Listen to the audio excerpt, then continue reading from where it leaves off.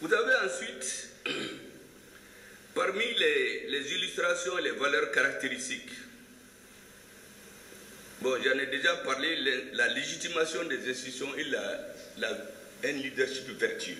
C'est très important. Vous avez ensuite les valeurs, vous les avez citées. Je vous suggérais d'ajouter, c'est vrai, on a parlé de le patriotisme. C'est très important, écrit noir sur blanc. Vous savez, je le sais parce qu'à un certain moment au Mali, parmi les critères pour être responsable, il y avait le patriotisme.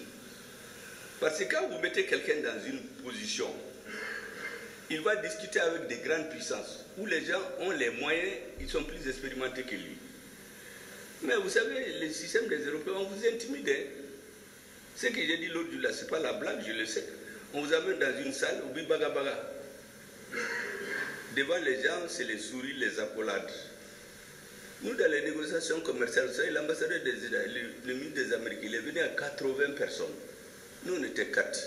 Le ministre, son conseiller, le PDG de la CMDT, l'ambassadeur. Oui, en Bagabaga, il nous dit qu'ils ne sont pas venus pour du théâtre. Qu'il faut qu'on soit d'accord avec ce qu'il dit. Moi, je lui ai dit que non, moi, je ne suis pas un artiste, je n'ai pas appris à jouer le théâtre. On a pris nos bagages, on est sortis. Après, ils ont prié, ils nous ont dit de revenir. Et puis, on a commencé à se parler comme des gens sérieux.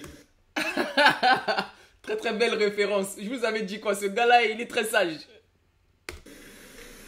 Donc c'est leur méthode. Si ce n'est pas que les membres de la délégation avaient un objet. Bah c'est parce qu'en fait ils sont habitués à la domination. Ça fait des siècles que l'Europe et l'Occident dominent. Donc ils veulent perpétuer ce modèle-là. Sauf qu'il faut qu'on sorte de ce modèle-là.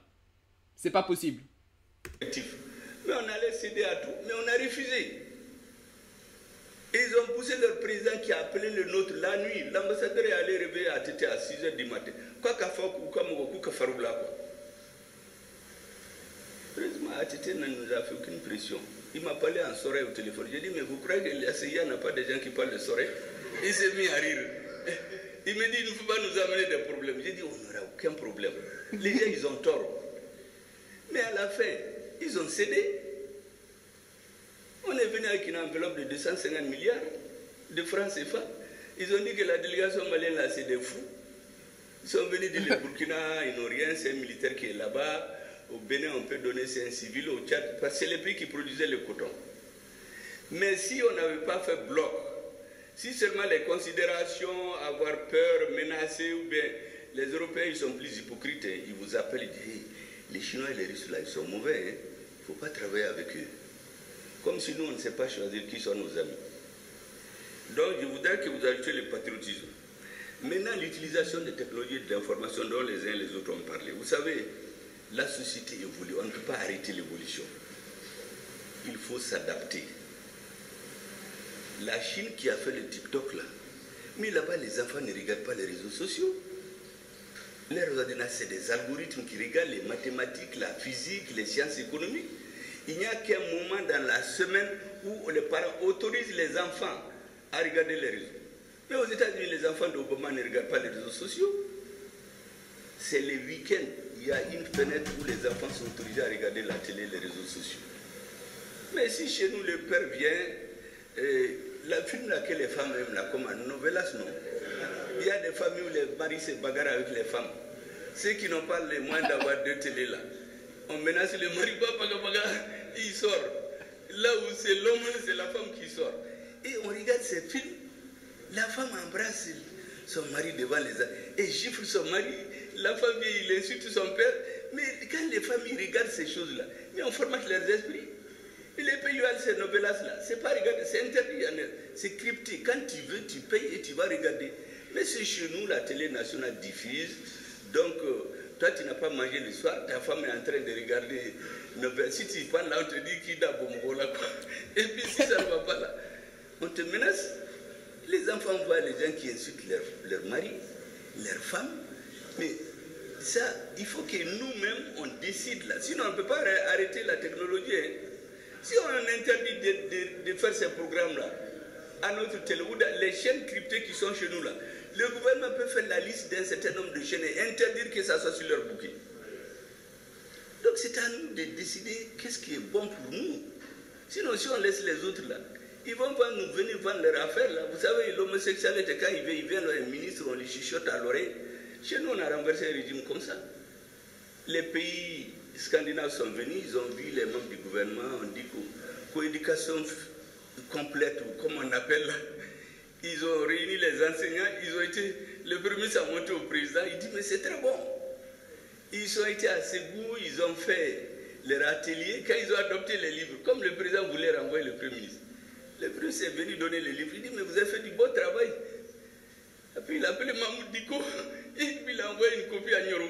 Et les régionaux se sont levés, disent que ce premier ministre, tant qu'il est là, et ils ne veulent pas de lui.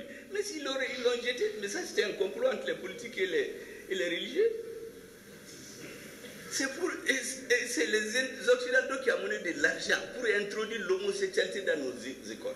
Et les gens du gouvernement ont accepté. Et donc ces gens-là, s'ils veulent répandre leur culture, c'est à nous de dire qu'est-ce qu'on ne veut pas.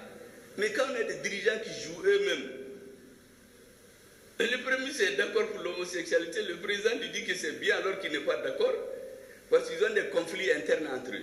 Mais les Occidentaux, ce n'est pas leur problème. C'est comme ça qu'on fait chez nous. Donc c'est à nous de savoir qu'est-ce qu'on veut et l'interdit chez nous.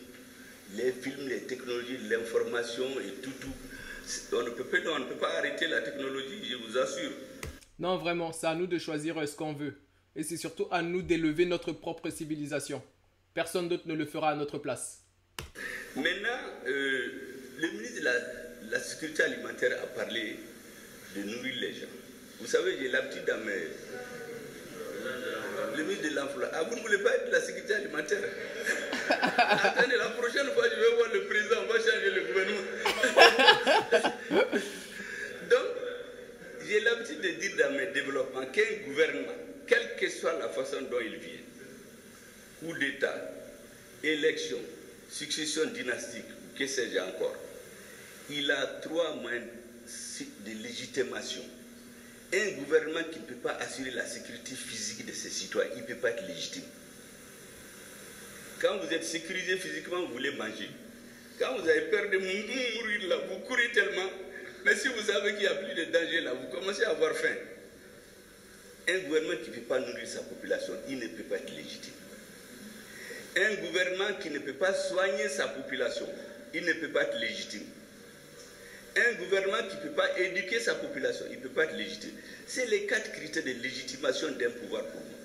Sécurité, alimentation, médecine, soins, éducation. Quand vous assurez ces 4-là, vous n'avez pas besoin de vous mêler de trop de choses. Vous savez, l'ambassadeur du Corée est venu chez moi un jour, comme on a créé le complexe des régimes démocratiques là, il est venu, il a tourné, pour me dire chez eux, j'ai dit ambassadeur, moi je connais votre histoire.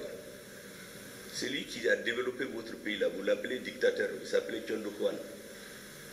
C'est pas, vous n'avez pas élu. Quand ils sont sortis de la guerre, ils ont regardé comme nous aujourd'hui les problèmes qui sont posés à leur nation. Premier problème, ils avaient tous faim, ils ne mangeaient pas leur faim. Le président dit que tant que tous les Coréens ne mangeront pas leur faim, on ne pourra rien faire. Donc ils ont investi, et en 4 ans, ils ont inversé la tendance. Personne n'a faim là-bas. C'est eux qui se promènent pour vendre le riz dans le monde. Deuxième chose, il dit maintenant, il faut qu'on accède à la connaissance. C'est les premiers dans les technologies, l'information aujourd'hui, la communication, en tout cas les uns des premiers. Avant, ils ne savaient rien, ils étaient comme nos pays. Donc c'est les dirigeants, ces choix. Et quand vous faites des choix, il faut insister là-dessus. Et l'éducation. J'ai dit à l'ambassadeur, mais votre dernier président, là, la population est sortie pour le renvoyer.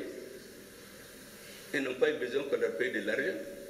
Parce que quand une population est sécurisée, quand elle mange bien, elle est soignée bien, elle est éduquée, quand les dirigeants foutent là, ils vont sortir les renvoyer. On n'a pas besoin de groupes minoritaires qui sortent pour déstabiliser un régime. On est obligé de tirer sur eux. Quand les gens sont des millions, aucun militaire ne va tirer sur eux. Mais c'est comme ça qu'on a fait tomber le Corée. Donc il a dit, Excellence, chez nous là, ne venez pas me mettre dans la tête qu'on a des militaires, c'est pas bon. Chez vous, c'est un militaire qui a sorti votre pays de l'orgueil. On a arrêté le débat, on est passé à autre chose. Donc, c'est extrêmement important d'assurer la sécurité alimentaire. Moi, j'ajoute sanitaire et éducationnel. Un peuple qui n'est pas éduqué, il ne peut pas résister aux aléas de l'histoire. Et enfin, j'avais expliqué ici, et plusieurs fois, qu'un État, c'est la force et le droit. Je le répète partout. Un État, c'est la force et le droit. C'est son armée, après avoir assuré les moyens de légitimation, et le droit pour qu'il y ait de l'ordre, pas de désordre dans le pays. Le droit pour s'opposer à quiconque veut s'imposer, pas la force aux autres, et disons la force pour dissuader n'importe qui veut s'imposer aux autres, comme les terroristes veulent s'imposer à nous aujourd'hui.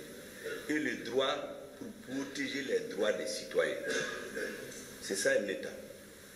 Et un État, dans un État, les citoyens doivent avoir peur ou avoir honte. Les deux d'ailleurs. Peur et honte. S'il n'a pas peur, il n'a pas honte, c'est un animal. On nous a transformés en animaux. Les gens n'ont pas peur, ils n'ont pas honte de l'État. N'importe qui se lève, il va défier le président, il va l'insulter, il va prendre le gouvernement. N'importe qui.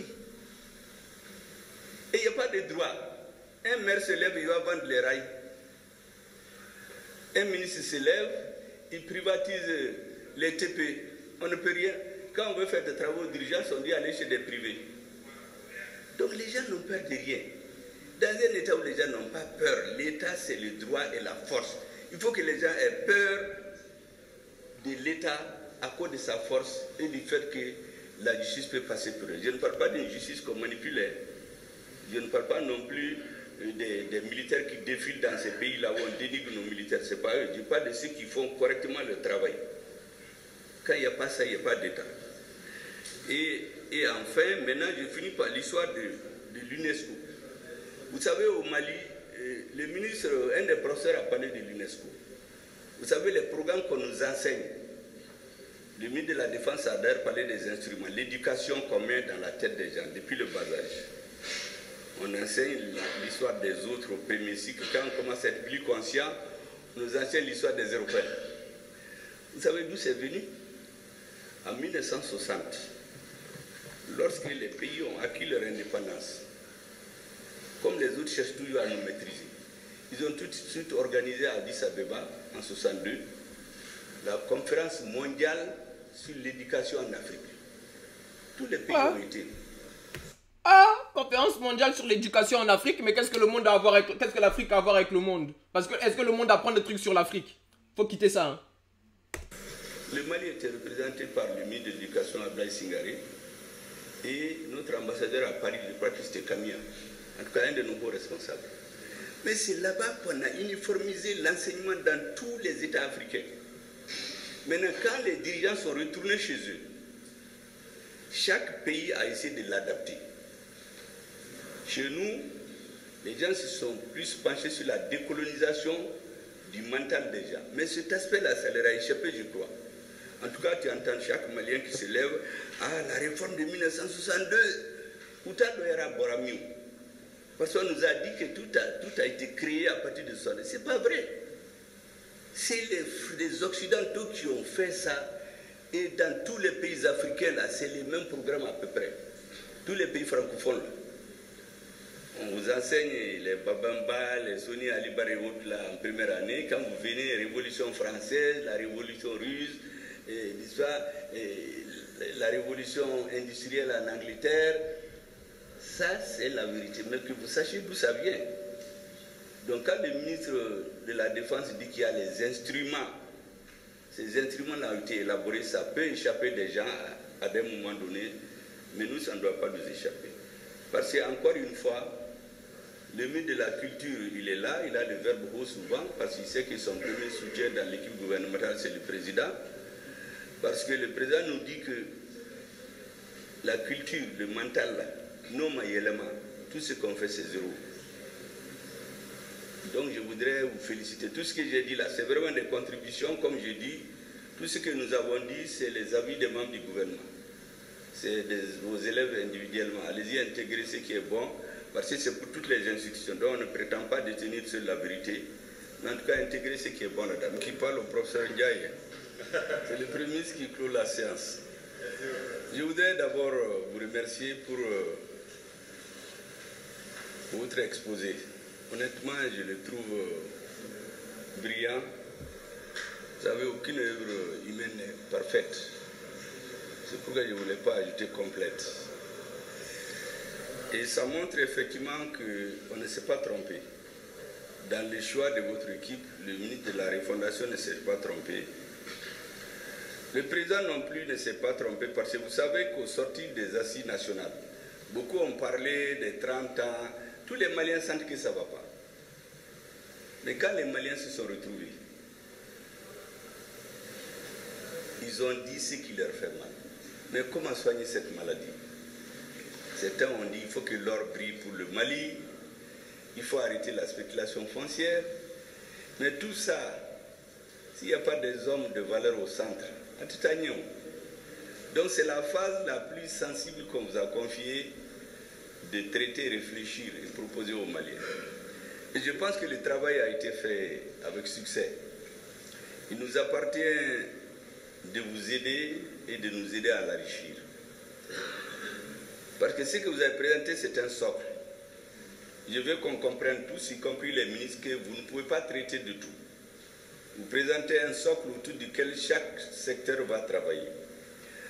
Je disais que le président a bien fait, parce qu'on pouvait juste dire on est sorti des assises, voici les résolutions, comme on a l'habitude de faire. Mais cette fois-ci, on a pris chaque domaine. Et le sincère, le comité interministériel chargé de la mise en œuvre des résolutions des assises, c'est une nouveauté, quand même, pour qu'on ne laisse pas les choses. Qu'à la fin de la transition, on puisse dire voici ce qui a été fait à partir de vos demandes et voici ce que nous avons pu faire. Et l'une des parties les plus sensibles, c'est celle dont vous vous occupez.